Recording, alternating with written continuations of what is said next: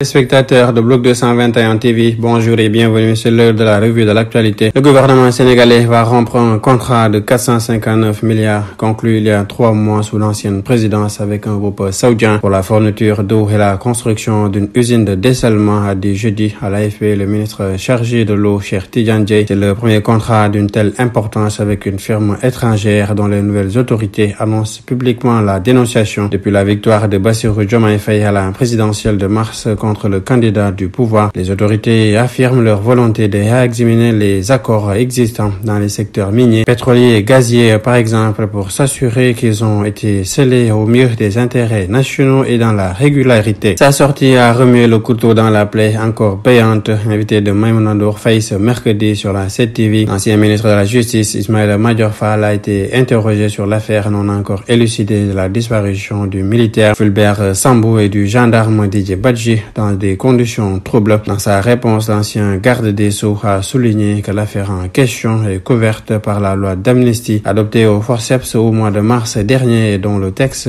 indique la loi d'amnistie couvrira tous les faits susceptibles de revêtir la qualification d'infraction criminelle ou correctionnelle commis entre le 1er février 2021 et le 25 février 2024 tant au Sénégal qu'à l'étranger, rapportant à des manifestations ou ayant des motivations politiques, y compris celles faites par tout support de communication, que leur auteur ait été jugé ou non. Une sortie qui a suscité moult réactions. Cette déclaration d'Ismaïla Madior Fall est d'une extrême gravité. Dire que la disparition de ces deux gendarmes est liée aux événements survenus entre 2021 et 2024, dont il était d'ailleurs un acteur majeur qualifié de faucon, renforce la conviction des Sénégalais sur ce dossier, fulmine Pape Alé Niang à ce propos. Ce jeudi, le palais de la République a été le théâtre d'une cérémonie solennelle où le président Bassirou Diomaye Faye a reçu les conclusions des assises de la justice. Cette rencontre a offert au chef de l'État l'opportunité pour aborder une question qui suscite des débats intenses au sein de la magistrature, sa présence au sein du Conseil supérieur de la magistrature qu'il préside. Dans son discours, le chef de l'État a tenu à éclaircir sa position sur ce sujet délicat. Il a poursuivi en révélant son impartialité sur cette question malgré les divergences possibles. Le chef de l'État a affirmé qu'il n'a pas attachement particulier à rester dans cette instance tant que sa présence ne compromet pas son fonctionnement. L'actualité hors de nos frontières, près de 90 migrants ont péri cette semaine lors du naufrage de leur embarcation au large des côtes de la Mauritanie sur la route de l'Europe et des dizaines d'autres sont portés disparus, ont indiqué ce jeudi l'agence officielle mauritanienne et un haut responsable de l'administration locale. Les gardes-côtes mauritaniens ont retrouvé les corps de 89 personnes à bord d'un grand bateau de pêche traditionnel qui a chaviré lundi sur les côtes de l'océan Atlantique à 4 km de la ville de Ndiago, située au sud-ouest de la Mauritanie, a apporté l'agence mauritanienne d'information. Le capitaine burkinabé Ibrahim Traoré et le colonel malien Assimi Goïta seront reçus dans la capitale nigérienne dès ce vendredi par le général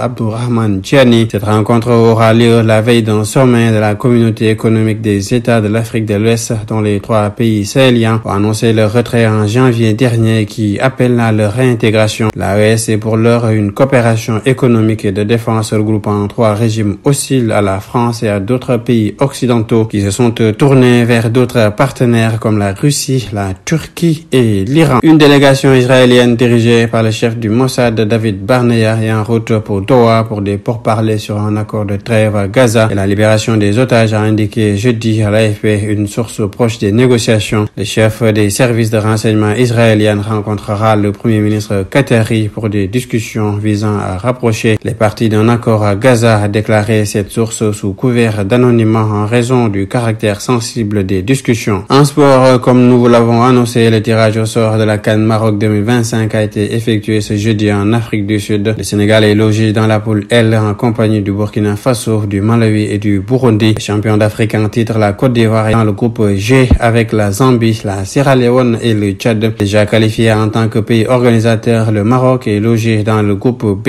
avec le Gabon, la République centrafricaine et le Lesotho, des rencontres qui auront l'allure de préparation pour le pays hôte. C'était tout, mesdames et messieurs, nous vous donnons rendez-vous dans un autre numéro. D'ici là, restez avec nos programmes. Bloc 221 TV.